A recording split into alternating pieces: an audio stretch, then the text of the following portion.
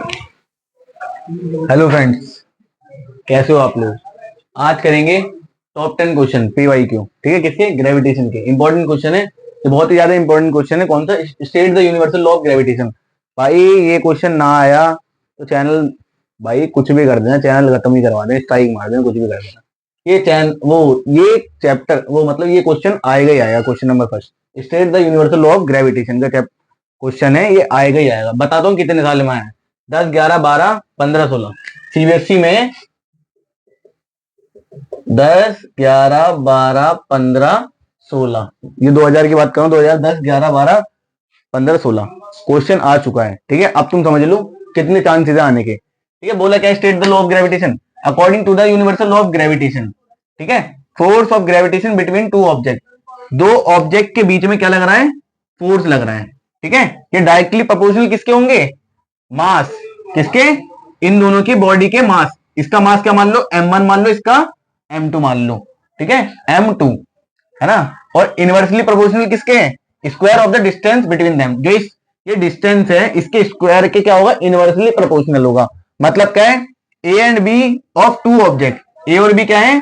दो ऑब्जेक्ट हैं। मास क्या दे रखा है? m1 m2। ठीक है, और इन दोनों के बीच में डिस्टेंस कितनी है? d है ना, d है। और क्या नाम है? d है। और d डिस्टेंस है। d डिस्टेंस की क्या है? इन दोनों के बीच में दूरी है। ठीक है, अब g कितना है इसमें? 6.67 इंटू 10 की पावर -11 है, न्यूटन मीटर स्क्वायर केजी पर स्क्वायर। ठीक है, अब देखो फोर्स कितना है? डायरेक्टली प्रोपोर्शनल किसके? m1 m2 by D square. और अब क्या है? प्रोपोर्शनलिटी के साइन हटाएंगे, क्या लगाएगा? जी कांस्टेंट आ गया है ना, G constant m1 m2 by D square. ये हो गया हमारा force on object due to 2 on 1। ठीक है, और 1 ड्यू टू 2। यही है हमारा पूरा क्वेश्चन। अब देखो, अब क्वेश्चन नंबर 2 है, what do you mean by free fall. Free fall का मतलब क्या है? ठीक है, ये क्वेश्चन भी बहुत बार आ चुका है।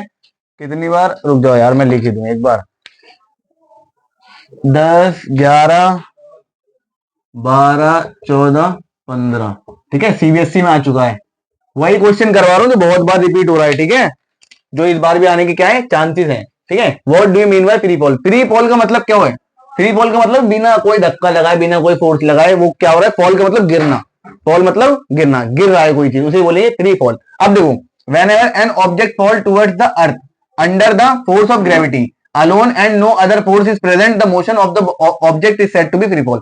फ्री फॉल का मतलब क्या है? जैसे कोई चीज पकड़ी है ना, कोई चीज पकड़ी, जैसे मान लो, कहां है भाई ये लिप बाम है, बहुत लगाने का काम आता है। ठीक है, जैसे ऊपर में फेंकी, अब एल छोड़ दिया, अभी क्या है?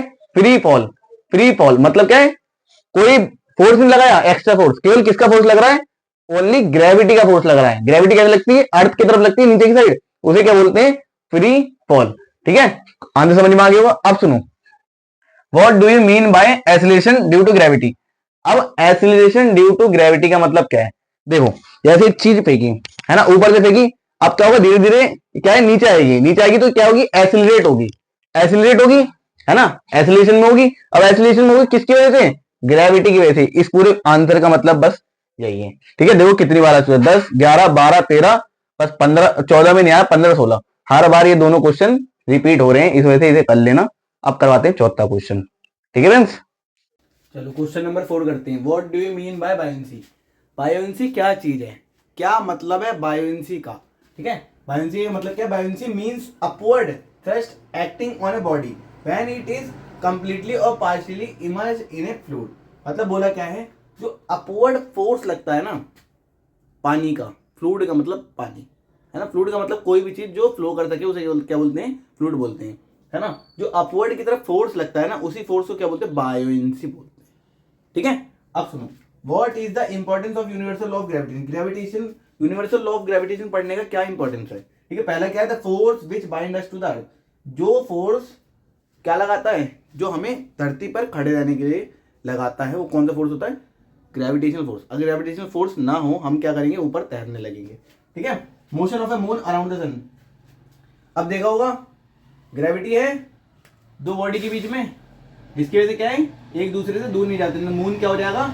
अर्थ से दूर भी जा सकता है, पर क्या है? अर्थ की ग्रेविटी और मून की ग्रेविटी की वजह से क्या होता है? एक दूसरे से बंधे रहते हैं। Motion of the planet around the earth, motion of planet around the sun, sorry, ठीक है, जो सन के चारों तरफ ग्रेविटी है, एक दूसरे की ग्रेविटेशन फोर्स की वजह से एक दूसरे बंधे रहते हैं, इस वजह से प्लैनेट क्या करते हैं, रिवॉल्व करते हैं चारों तरफ। ठीक है, occurrence of sea tides due to attraction of moon, ठीक है, मून एंड ऑफ सन। ठीक है, जो अट्रैक्शन होता है, जो टाइड्स ऊपर लहरें आती हैं, किसकी वजह से आती हैं, समझ जाओ, ग्रेविटेशन की वजह से। वो पढ़ने के लिए हमारे क्या होता है, इंपॉर्टेंट है। ठीक है, और आप भी थोड़े बहुत पैसे कमाना चाहते हैं, मतलब अर्न करना चाहते हैं, तो क्या करें, देखिए हमें सक्सेसफुल विड्रॉल कर रखा है कितने सारे। आप क्या कर सकते हैं, आप भी डिस्क्रिप्शन में दिया है लिंक, उसे जाके क्लिक करिए। आपको पहली बार में क्या मिलेंगे, 500 रुपये मिलेंगे। डिपॉजिट करते 100 रुपये, एक स्पिन मिलेगी, स्पिन में क्या मिलेंगे आपको, 500 रुपये मिलेंगे। आप क्या कर सकते हैं, खेलोगे, 500 रुपये एक्स्ट्रा होंगे, उसे विड्रॉल कर लो। ठीक है, ये रहे हमारे सक्सेसफुल विड्रॉल। देख सकते हैं हमने अर्निंग करी है, तभी आपको हम बता रहे हैं। आप भी क्या पता पार्ट टाइम करना चाहते हो। अब करवाते हैं क्वेश्चन नंबर 6। अब देखो क्वेश्चन नंबर 6। ठीक है, ये सारे क्वेश्चन ऐसे हैं जो बार बार आते रहते हैं, रिपीट होते रहते हैं, वही क्वेश्चन है। ठीक है, ये भी 2011 में आ चुका क्वेश्चन है, 2011 में। ठीक है, what is the magnitude of the gravitational force. Gravitational force की वैल्यू बतानी कितनी आएगी, है ना। दो ऑब्जेक्ट के बीच में फोर्स लग रहा है ना, उसके बीच में कितना फोर्स लग रहा है ये बताना है ना। Between the earth and 1 kg object, एक अर्थ और 1 kg ऑब्जेक्ट के बीच में क्या लग रहा है, ग्रेविटेशनल फोर्स लग रहा है, वो बताना है कितना लग रहा है। ठीक है, और अर्थ का मास कितना दे रखा है, 6 × 10⁻24 kg, और रेडियस क्या दे रखा है, दोनों के बीच में दूरी कितनी है, 6.4 × 10⁻6। मतलब है ये अर्थ है, ये ऑब्जेक्ट है, इन दोनों के बीच में क्या है, दूरी है। ठीक है, रेडियस हो गया, इसका क्या हो गया, मास हो गया। ठीक है, और क्या है, इसमें कुछ फोर्स लग रहा है, वही फोर्स कैलकुलेट करना है। अर्थ का मास दे रखा है, ऑब्जेक्ट का मास दे रखा है, रेडियस दे रखा है, और ग्रेविटेशनल कांस्टेंट की वैल्यू क्या होती है, ये होती है। फोर्स निकालना है एफ, ये पूरा हो गया फॉर्मूला। ठीक है, फॉर्मूला हो गया, फोर्स, ग्रेविटेशनल कांस्टेंट की वैल्यू रख दी, ये रख दिया मास of earth, mass of object, नीचे रख दिया रेडियस, कितनी दूरी है इन दोनों के बीच में। ये आया हमारा 9.77 न्यूटन अप्रोक्स में हमारा आंसर आ जाएगा। ठीक है फ्रेंड्स, 9.8 अप्रोक्स में।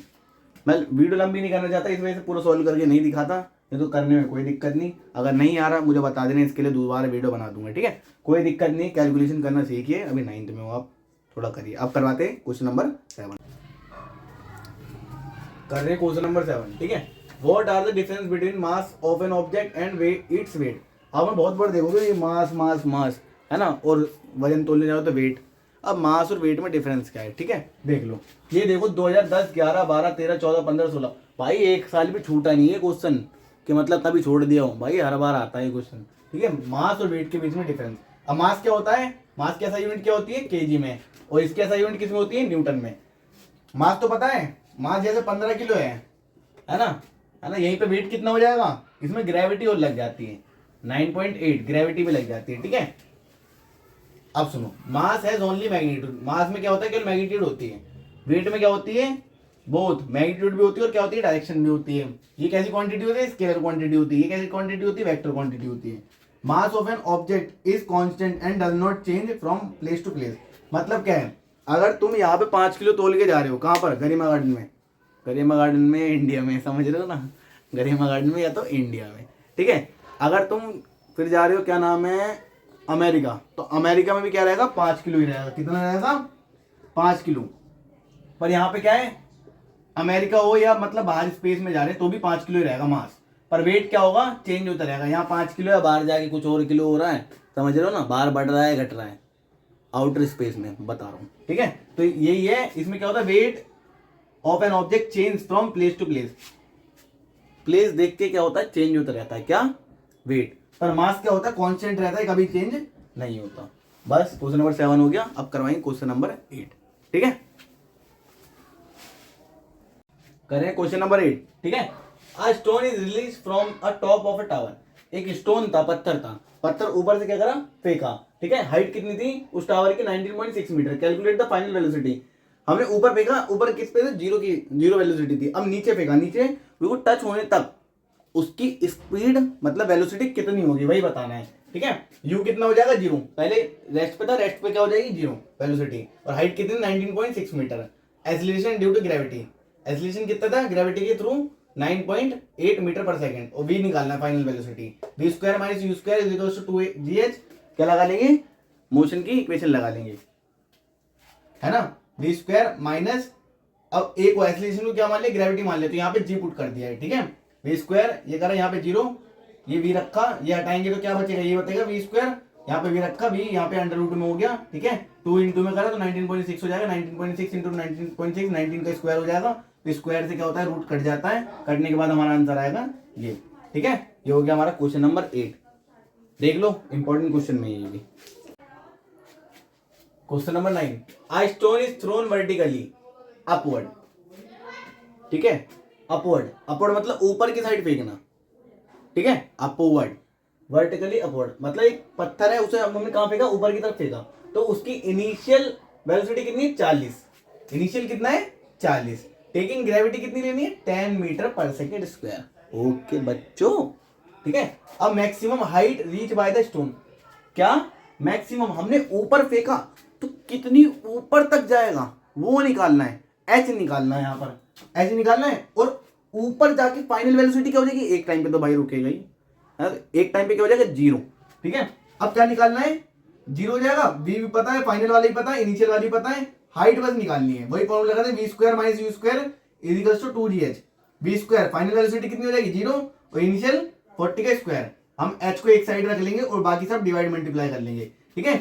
इसको क्या रखेंगे, इसको आ जाएगा ये नीचे, ये नीचे आ जाएगा, ये ऊपर रह जाएगा, ठीक है।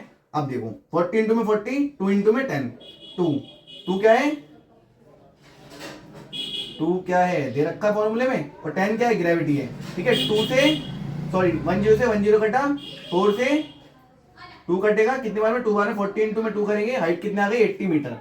कितना ऊपर तक फेंकेंगे हम पत्थर, 80 मीटर तक फेंक रहे हैं, 80 मीटर तक, ठीक है। अब टोटल डिस्टेंस निकालिए, what is the net displacement and the total distance covered by an object, वो सॉरी स्टोन, मतलब स्टोन पूरी डिस्टेंस कितनी कवर करेगा, एक बार ऊपर तो जाएगा, उतना ही नीचे भी तो आएगा, उतना ही नीचे भी तो आएगा, तो कितने आएगा, 80 प्लस 80 कितना हो गया, 160 मीटर, ठीक है। इतनी डिस्टेंस कवर करेगा। क्वेश्चन नंबर 9 हो गया। अब करेंगे क्वेश्चन नंबर 10। भाई थोड़ा गरीब के लिए थोड़ा सब्सक्राइब कर दो, है ना, हमें और भी भले काम करने होते हैं, पता है, बहुत कीमती टाइम निकाल के वीडियो बना रहा हूँ, प्लीज़ भाई वो सब्सक्राइब कर दो चैनल को, और लाइक करो, शेयर करो, ठीक है।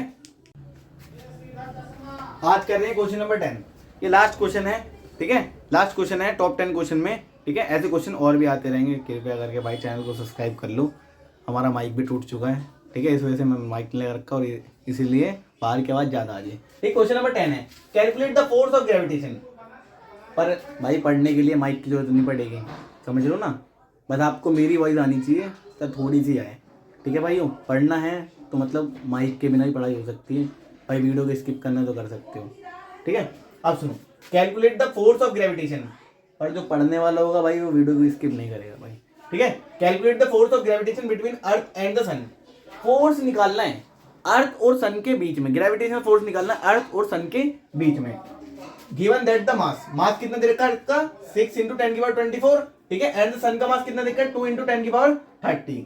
एवरेज डिस्टेंस दे रखी है दोनों के बीच में 1.5 इंटू 10 की पावर -11 मीटर, ये डिस्टेंस दे रखी है दोनों के बीच में। अब मास ऑफ अर्थ कितना है, 6 इंटू 10 की पावर 24 kg, ठीक है। अब मास ऑफ सन कितना है, 2 इंटू 10 की पावर 30 kg। अब डिस्टेंस कितना दे रखा है दोनों के बीच में, 1.5 इंटू 10 की पावर 11 मीटर। अब ग्रेविटेशनल कांस्टेंट की वैल्यू क्या होती है, 6.673 इंटू 10 की पावर -11।